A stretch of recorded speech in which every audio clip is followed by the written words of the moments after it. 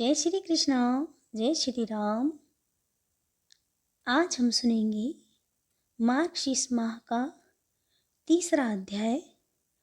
ब्रह्मा जी कहने लगे, हे भगवान, पुण्य कितने प्रकार के होते हैं, सो मेरी सुनने की इच्छा है। भगवान कहने लगे, हे पुत्र, पुण्य 3 प्रकार के होते हैं।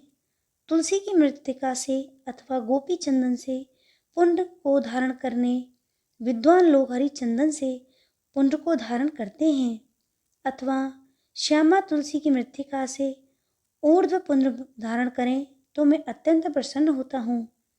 हे वत्स, गोपी चंदन का महात्म्य सुनो। जो द्वारिका की मिट्टी के को हाथों में लेकर ऊर्ध्व पुण्य धारण करता है, उसके पुण्य कर्म का कोटि गुण फल प्राप्त होता है। जो गोपी चंदन को मस्तक पर क्रियाहीन श्रद्धाहीन भी धारण करता है तो उसका फल सदैव नाशहीन होता है। जो द्विज, ब्राह्मण, क्षत्रिय और वैश्य गोपी चंदन के पुण्य को सदैव हर समय धारण करता है, उसको सूर्य ग्रहण के समय कुरुक्षेत्र में, माघ मास में, प्रयाग में स्नान आदि दान आदि के पुण्य का फल प्राप्त होता है। उससे भी अधिक मेरे घर यानी वैकुंठ में जाकर देवता के समान पुण्य प्राप्त होता है। जिसके घर में गोपी चंदन रहता है और भक्ति से जो गोपी चंदन के पुण्य को अपने ललाट पर धारण करता है, उसके घर में, हे ब्राह्मण, कंस को मैं वध करने वाला कृष्ण लक्ष्मी के सहित वास करता हूँ। जो इस कलयुग में पापों को नाश करने वाली द्वारिका की मिट्टी को मेरा मंत्र पढ़कर लाट में धारण करता है, वह चाहे कितना ही पापी क्यों ना हो, यमराज का दर्शन नहीं करता। जिसके मरण समय में गोपी चंदन का पुण्य ललाट, हृदय और मस्तक में लगा रहता है, वह मेरे लोक को पाता है। चाहे गौ को मारने वाला बाल घाती ब्रह्म हत्यारा भी क्यों ना हो, जिसके ललाट में गोपी चंदन का पुण्य लगा होता है, मेरे प्रभाव से उस प्राणी को ग्रह, राक्षसगण, यक्ष, पिशाच, उरग और मृत्युनायक कभी बाधा नहीं देते। जिसके ललाट में सुंदर ऊर्ध्व पुण्य धारण देखने में आता है, तो यदि वह चांडाल है तो भी वह शुद्धात्मा पूजनीय है, इसमें कोई संशय नहीं है। जो बिना स्नान किए अपवित्र पात की क्रियाओं को करता है, वह गोपी चंदन के संपर्क में भी उसे पवित्र हो जाता है। और जो अपवित्र है, आचार से भ्रष्ट है और नित्य ही पाप कर्मों में लगा रहता है, परंतु नित्य ऊर्ध्व पुण्य को धारण करने से पवित्र हो जाता है। सो हे ब्रह्मा, मेरे भक्त को चाहिए कि मेरे प्रिय होने के लिए अथवा अपने कल्याण के लिए, रक्षा के लिए मेरे पूजन और हवन के समय प्रातःकाल और सायं नित्य ही सावधान होकर इस संसार से मुक्त कर देने वाले ऊर्ध्व पुण्य को धारण करने के ऊर्ध्व पुण्य को धारण करे। ऊर्ध्व पुण्य को धारण करने वाला चाहे चांडाल ही क्यों ना हो, वह चाहे जो कोई भी हो, वह चाहे कहीं भी मर जाए, विमान में बैठकर मेरे लोक को पाकर पूजित हो जाता है। ऊर्ध्व पुण्य को धारण करने वाला जिसके अन्न को भी खाता है, उसी समय उसके 20 कुलों का नरक से उद्धार कर देता है। जो शीशे में अथवा जल में देखकर विधि पूर्वक ऊर्ध्व पुण्य धारण करता है, वह परम गति को प्राप्त कर लेता है। अनामिका उंगली से तिलक धारण करने से शांति मिलती है। मध्यमा उंगली आयु को बढ़ाने वाली, अंगुष्ठ पुष्टि देने वाला तथा तर्जनी मोक्ष को देने वाली है। जो गोपी चंदन का टुकड़ा किसी वैष्णव को देता है, वह अपने 8 कुलों को तार देता है।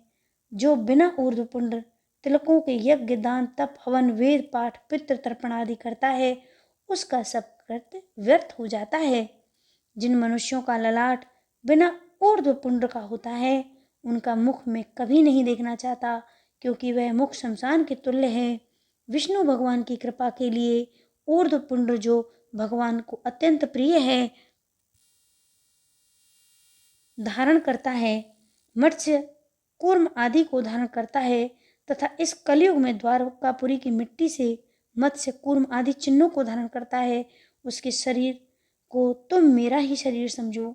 इसलिए अपनी भलाई चाहने वाला पुरुष मेरे शरीर और उसके शरीर में कुछ भी अंतर ना समझे। जिसके शरीर में मेरे अवतारों के चिन्ह देखने में आवे, उनको मेरा ही शरीर जानना चाहिए। उसका पाप कर्म भी पुण्य में परिवर्तित हो जाता है। जो मनुष्य अपने शरीर में शंख, चक्र, गदा, पद्म, मत्स्य और कूर्म की रचना करता है, उसके पुण्य की सदैव वृद्धि और 100 जन्मों के पाप नष्ट को प्राप्त होते हैं। इस कलयुग के समय जिसके शरीर में मेरे आयुधों के चिन्ह देखने में आवे, वे मेरे ही रूप हैं। जिसका शरीर नित्य नारायण के आयुधों से चिन्हित होता है, उसके चाहे करोड़ों पाप क्यों ना हो, यमराज उसका क्या कर सकता है। शंखों द्वारा तीर्थ में कोटि जन्मवास करने वाले को जो फल मिलता है, वह फल अपने दक्षिण हाथ में शंख के चिन्ह को धारण करने वाले को प्रतिदिन मिलता है। पुष्कर तीर्थ में विष्णु के दर्शन से जो फल कहा गया है, उससे कोटि गुना अधिक फल शंख के ऊपर कमल के चिन्ह धारण करने से मिलता है। कलयुग में जिसकी वाम भुजा पर गदा का चिन्ह लगा रहता है, गदाधर भगवान उसको गया श्राद्ध का प्रतिदिन फल देते हैं। काशी में चक्र के स्वामी के समीप लिंग दर्शन से जो फल मिलता है, वही सब फल अपने शरीर में गदा और चक्र के लिखने से मिलता है। जिसका शरीर गोपी चंदन से रचित मेरे आयुधों से चिन्हित है, उसको प्रयाग आदि तीर्थों में जाने की क्या आवश्यकता है, क्योंकि वहां जाने से जो फल मिलता है वह उसको वहीं पर मिल जाता है। हे ब्रह्मा, मैं जब जब शंख चक्र आदि से चिन्हित मेरे शरीर को देखता हूँ, तब तब ही मुझको अत्यंत प्रसन्नता होती है और उसके पापों को अवश्य भस्म कर डालता हूँ। जिसके शरीर में प्रतिदिन तथा अहोरात्र शंख, चक्र, गदा और पद्म का चिन्ह लिखा रहता है, वह मेरे ही आत्मा और मेरा ही स्वरूप है। जो कलयुग में नारायण के आयुध के चिन्ह को धारण करके पुण्य के कर्मों को करता है, उसको उस कर्म का मेरु के तुल्य फल मिलता है। इसमें कुछ संशय नहीं। हे पुत्र, जो शंख आयुध से चिन्हित होकर विधिहीन भी श्रद्धा करता है और उसको श्रांग अक्षय चूर्ण फल मिलता है। जिस प्रकार अग्नि देवता वायु से प्रेरित होकर काष्ठ को अत्यंत जला देता है, वैसे ही मेरे आयुधों को देखकर पाप समूह जल जाते हैं। ओम नमो नारायणाय इस 8 अक्षरों वाले मंत्र से युक्त मुद्रा को स्वर्ण या चांदी के बने मेरे शंख आदि आयुधों को धारण करता है, विशेष रूप से कलयुग में धारण करता है, वह मुझको प्रहलाद के समान प्रिय है। नारायण की मुद्रा, शंख, चक्र आदि के चिन्ह तथा आंवला के फलों की माला और तुलसी की लकड़ी की माला या द्वादशचर मंत्र जो ओम नमो भगवते वासुदेवाय को और मेरे आयुधों को धारण करता है, वह वैष्णव मेरे समान ही हो जाता है। जिसके घर में शंख चक्र के चिन्ह से चिन्हित शरीरधारी ब्राह्मण भोजन करता है, हे पुत्र, उसके अन्न के पितरों से सहित मैं स्वयं भोजन करता हूँ। जो श्री कृष्ण के आयुधों से चिन्हित शरीरधारी को देखकर उसका सम्मान नहीं करता, वह 12 वर्ष के उपार्जित शुभ कर्मों के फल को नष्ट कर देता है। यदि श्री कृष्ण की आयुधों से चिन्हित शरीरधारी शमशान में मर जाता है, उसकी गति प्रयाग में मरने के समान होती है। कलयुग में जिसका शरीर मेरे आयुधों से पीड़ित रहता है, उसके शरीर में इंद्रादिक समस्त देवता वास करते हैं। जो मेरे शस्त्रों से अंकित होकर मेरी पूजा करता है, उसके हजारों अपराधों को मैं नित्य नष्ट करता हूँ। जो काष्ठ से मेरे शस्त्रों को बिंब निशान बनाकर उस निशान से अपने शरीर को चिन्हित करता है, उसके समान दूसरा और कोई वैष्णव नहीं है। ओम नमो नारायणाय इस अष्टाक्षर मंत्र की धातु की बनी हुई मुद्रा शोक पद्म आदि की मुद्रा को अपने हाथ में धारण करता है, वह सुर तथा असुर सभी पूजित होता है। प्रथम इस नारायणी मुद्रा को अपने हाथ में प्रहलाद, विभीषण, बलि, ध्रुव, शुक्र, मानधाता, अम्बरीश, मार्कंडेय आदि ब्राह्मणों ने धारण किया था और शंख आदि से चिन्हित शस्त्रों से शरीर के चिन्हित करके मेरी आराधना करके मुझे प्राप्त हुए अभिलषित फल को प्राप्त हुए। गोपी चंदन की मिट्टी से जिसका शरीर चिन्हित है, वह शंख चक्र गदा पद्म आदि से चिन्हित है, मैं उसके शरीर में सदैव वास करता हूँ। बुद्धिमान विद्वान सोने, चांदी, तांबा, कांसी या लोहे का चक्र बनाकर धारण कर और चक्र वराह और 6 कोस और 3 बलि से विभूषित हो। विद्वान ऐसे सुदर्शन चक्र को बनावे और उपवीत के समान सदैव शंख चक्र और गदा को धारण करें।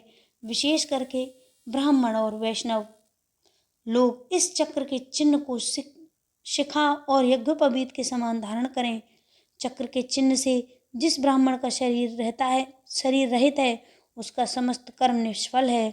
जिसका शरीर मेरे चक्र से चिन्हित है, वह सदा ही पवित्र है। ये वह वेद का वचन है। विद्वान पुरुष को चाहिए जो हव्य देवताओं के निमित्त दिया हुआ है और कव्य पितरों के निमित्त दिया हुआ है, दान ऐसे ब्राह्मण को देवे जो चक्रांकित हो। चक्र चिन्ह रूप कवच को देवता और दानव भी नहीं तोड़ सकते। वह मनुष्य समस्त प्राणियों तथा राक्षसों से भी अजय हो जाता है।